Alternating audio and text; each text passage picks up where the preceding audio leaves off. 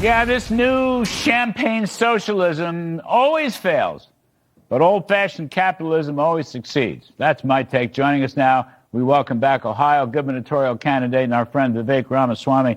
Vivek, I know you're writing about filibusters and so forth, and it's so important, but I got to tell you, this battle between capitalism and socialism, it's a battle between prosperity and depression. That's what I think. Have we not learned how socialism, communism always fails and how capitalism always produces prosperity? Have we not learned that, Vivek? Well, look, part of this is the education system, Larry. Have we learned it? The problem is we have literacy issues starting at a young age. We got to incorporate financial literacy, every form of literacy, into our schools and teach our young people the greatest system known to the history of man to lift people up from poverty is actually capitalism, to explain the principles of economic growth starting young. Otherwise, you're seeing a lot of those young people now in places like New York City propel people like Mamdani to power, a self-proclaimed socialist. It is un-American. This country was built on the pursuit of growth, the pursuit of excellence, celebrating success instead of villainizing it.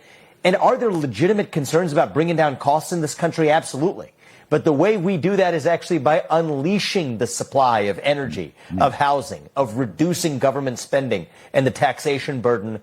That's what history teaches us, and we got to perhaps, Larry, do a better job of transmitting that to the next generation of young Americans. I love it, Ron. I love it, Vivek. I just love to hear you talk about it that way. It's fabulous stuff. Look, this guy, Mandami, just to deal with him for a second. So he goes to a super expensive, so-called private liberal arts college in Maine. That's why I call it champagne socialism. I mean, it's not like he's in the trenches really helping people. I mean, it's sort of like a fashion that's come on here. It's very fashionable, but it has to be whooped. And you're right about that. My point is growth will solve affordability. And you talked about the policies, taxes, spending, deregulation, energy, and so forth. I mean, the Trumps have to get out there and sell this better. He's got a good package. I think you would agree with it. You may have influenced it in the presidential primaries with your excellent showing. But they just got to sell this thing. Sell it. And take on head on this battle between capitalism and socialism. Look, I think President Trump is doing a great job, including with federal deregulation.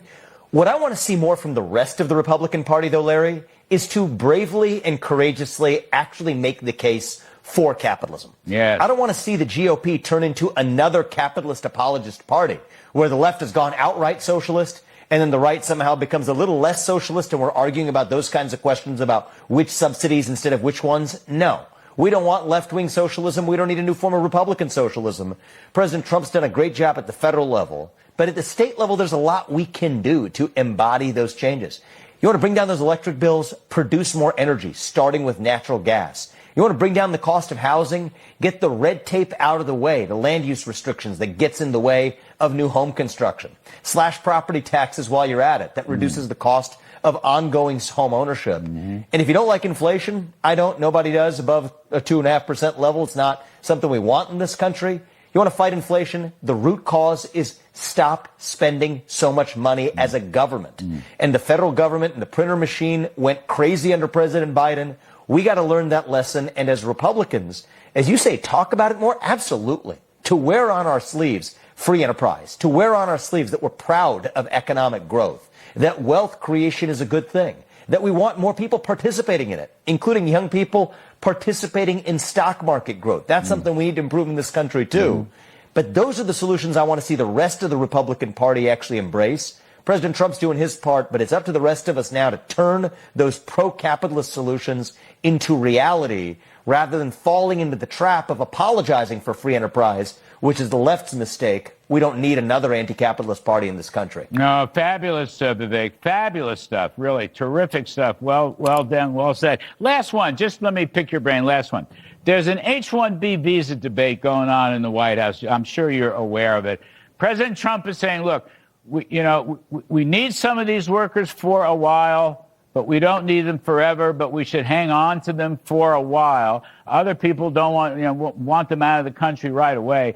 I myself, I'm not an expert on all the numbers, but I know we don't produce enough engineers in this country, and we need to do more on that score. What's your quick take on the H-1B visa debate? Well, look, President Trump is obviously a bold leader who wants to make America great at the federal level. I'm running for governor of Ohio, and I will tell you one of the underappreciated issues here, Larry, across the country is at the state level, improve education, period. You have woke indoctrination for years that has suppressed standards, suppressed the pursuit of excellence.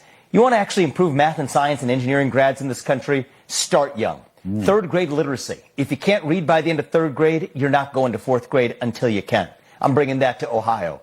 Numeracy by eighth grade. Algebra competence by the time you enter high school ought to be the basic standard. And I think that idea of bringing math and science and reading standards back to our public schools is intuitive, and yet that is not how our public schools are run today. And I think anybody who's talking about any other issue about the labor market without paying attention to the issue of education shouldn't be taken seriously. At the end of the day, our educational achievement standards have fallen. A lot of the ideological and victimhood psychology and indoctrination substituted for academic excellence. Academic excellence is something that we have lost in American public schools, but we're bringing it back in Ohio. When I'm governor, we're bringing down property taxes, but we're also improving academic standards at the same time. Those actually go together, and in the long run, that's how we get American-born students in the best jobs possible in this country, is by making sure that our education system is actually working for our young people. It hasn't been for the last half century, last 5 decades. We're going to change that and show a model to the country of how that's done when I'm elected in Ohio. All right, terrific stuff, Vivek. The next governor of Ohio. I like the sound of that an awful lot. Thanks so much for coming back on the show. We really appreciate it. All right, folks, coming up here on Kudlow,